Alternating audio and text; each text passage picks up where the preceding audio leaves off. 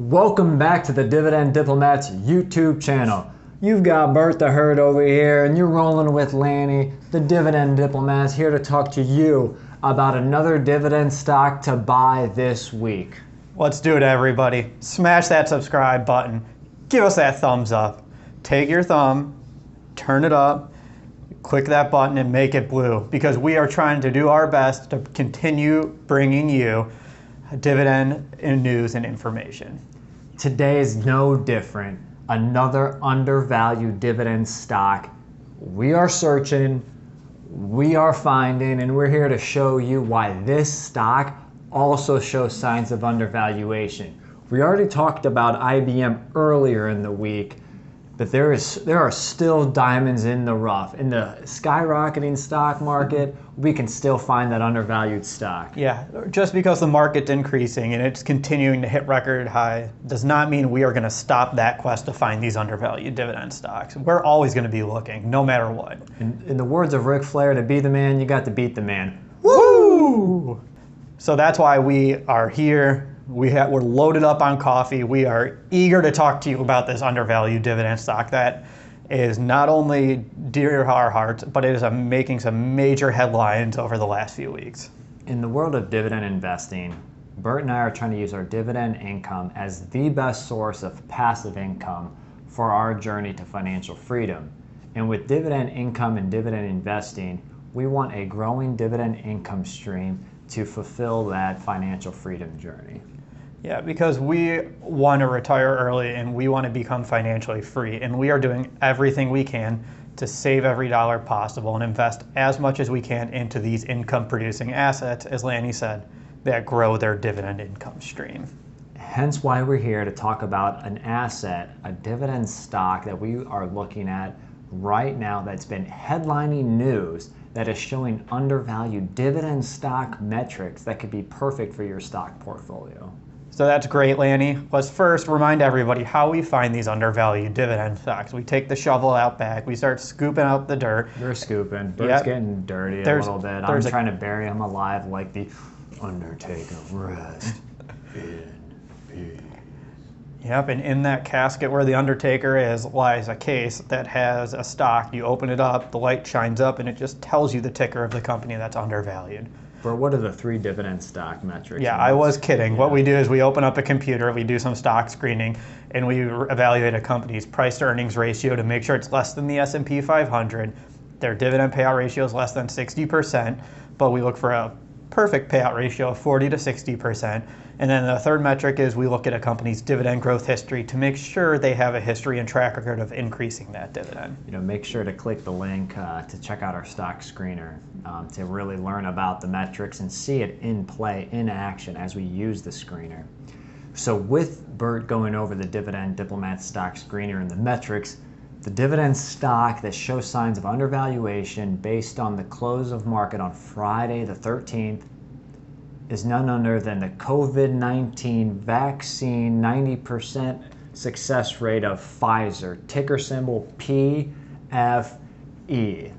We cannot wait to talk to you about this pharmaceutical giant. As Lanny just said, they are making major news as the first large pharmaceutical company to develop and show signs of a coronavirus vaccine. That was huge news, and I know that's going to make a lot of people in the market feel a lot better about the pandemic as we race towards that solution to try and get this thing under control. Pfizer's looking at all the other pharmaceuticals, Moderna, Johnson & Johnson, Bristol Myers, you name it, anybody who's out there trying to find it, and they're trying to bring out the Bret Hart in them and saying, I'm the best there is, the best there was, and the best there ever will be. And with these Dividend Diplomat stock screening metrics, they make a valid argument. So Bert, going into the price to earnings ratio, the first metric, the share price is at $38.62, but what are those analysts expecting? Yep, their analyst expected earnings are $3.39 per share, which gives you a price to earnings ratio of just over 11, around 11.4x. Wow. Which is a huge discount compared to a S&P 500 that is currently trading at a multiple of over 35 times earnings, which is also above the market's historical earnings of 18 to 20 times. So yes, Pfizer is heavily undervalued compared to the current and historical market. That's usually the first metric we really like to look at is what are they trading compared to their earnings. Trading at over 11 times earnings versus the S&P 500 at 35 times. Boom, green check mark, as Bert likes to say. That's a big old check right there for Pfizer. So the second metric, that dividend payout ratio. Pfizer's dividend is $1.52 annually. So you take that and divide it by the $3.39 earnings per share that analysts are expecting. That gives you a perfect dividend payout ratio of just under 45% right there. That's a beautiful thing. Yeah, we consider that perfect ratio between 40 to 60%. Because we think it allows a company to pay a very strong dividend to shareholders, but also reinvest in their earnings. And a company right now like Pfizer that is R&D heavy, trying as hard as they can to find that vaccine, reinvesting your earnings is a major component of your business. In the words of Quaid in Christmas Vacation, she's a butte clock. Now, with that perfect dividend payout ratio of 45%, Bert talked about the safety in the dividend and in the promise and almost expected dividend growth, and that's right into the third dividend diplomat stock metric, that dividend growth rate. So as a dividend investor, this is the key piece. You want your income to grow. You want your income to grow faster than inflation. You want it to grow passively as well. Essentially, they're doing all of the work after you've invested your hard cash. Yeah, you don't want to lose purchasing power on your income stream. No, I mean, Bert buys enough toilet paper, and he doesn't want to have to go with the same $10, and the $10 doesn't grow fast enough to buy his toilet paper. Yeah, I mean, it's the same with you with your oregano. I am Italian. So with the dividend 5-year average growth rate for Pfizer, it's actually a blistering 6.3%. We say blistering because in this day and age, it's been very tough to find a solid dividend growth rate during COVID-19, the pandemic. But Pfizer comes out with the real winner here, which we'll throw in that bonus metric of the dividend yield and why this is a perfect complement to that yield. Yeah, for comparison's sake with the dividend yield, we want to see a dividend yield typically that's above the S&P 500's dividend yield, which is currently below 2%. And for sure, on top of that, we want to earn more on our dividend stocks than our high yield savings accounts right now, which are earning us nothing, just over 60 basis points.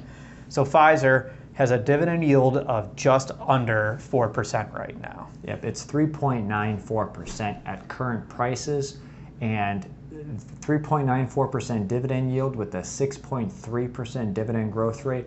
That's a compounding factor of over 10%, which is beautiful. And on top of that, Pfizer has grown their dividend for 10 plus straight years. Yeah, they've been paying a dividend for a long time. They took a brief pause in the dividend growth during the financial crisis years ago, but they have worked tirelessly to continue increasing that dividend going forward. So they're working their way to becoming a dividend aristocrat in the future, and we're excited to see what a vaccine can potentially do for Pfizer's earnings and some of the other things they have in the pipeline as well. So in summary, with the dividend diplomat stock screening metrics that you'll see here below the screen, they have a price to earnings ratio at just over 11, a perfect dividend payout ratio at 45%, dividend growth above 6% for 10 plus years, and Bert, that dividend yield, what's it standing at? 3.94. 3.94. You know, they're starting to call themselves Mr. Perfect. If all you old WWF fans remember him back in the day. So a great dividend stock. Now, the big piece of news, again, was the COVID vaccine. Bert, what do you think this is going to play with Pfizer? Yeah, it's going to be interesting to see. They're obviously far into the development of this vaccine, and as these companies race to be the first company to have that vaccine that will get distributed out to the public, it's going to be interesting to see. I'm sure the other companies aren't just going to stop developing their vaccine because Pfizer's ahead of them. They're going to work just as hard, if not harder, to develop their own. So, I mean, honestly, it's all great news, first and foremost, to help get this vaccine under control. But this is huge news for Pfizer to be the first ones jumping in and having those strong test results coming through. Strong test results for the COVID-19 vaccine. You know, the global pandemic surges right now obviously are alarming. I know Ohio alone has continued to set record cases day after day after day. and it's getting very interesting out there. So with that COVID-19 vaccine coming through and Pfizer really showing a lot of promise, I think it's just great as a company to do potentially something good for not just the United States, but potentially the world. Yeah, and again, we'll just keep coming back to that. We obviously love the dividends, we love the earnings, but right now, that's the most important thing. Earnings and dividends will come later. Let's get this vaccine. Right.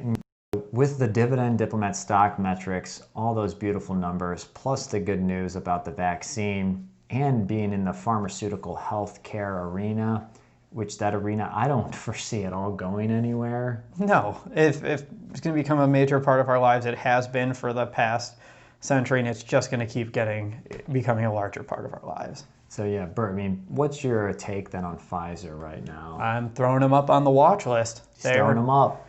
He's laying it up. Yeah, I mean, I obviously, in our last video, I talked about how I loved IBM at these metrics. I also like Pfizer here, so I'm going to watch and see what happens with the stock price.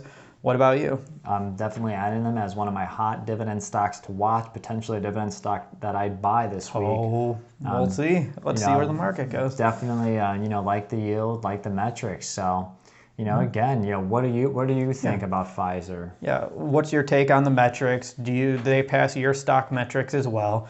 What's your take on this vaccine, the race to the vaccine? We're excited to see what you think about the company, what direction they're heading, and just learning more about your opinion. We love talking about stocks. As you can see in our comment sections, we reply to almost all of our comments to discuss and really bring out the best discussion. That's what drives us. We want the best discussion possible and to help anyone that wants to invest get their money into the market producing income.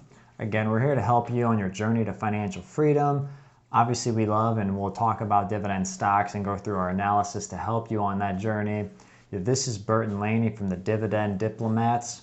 Over and out.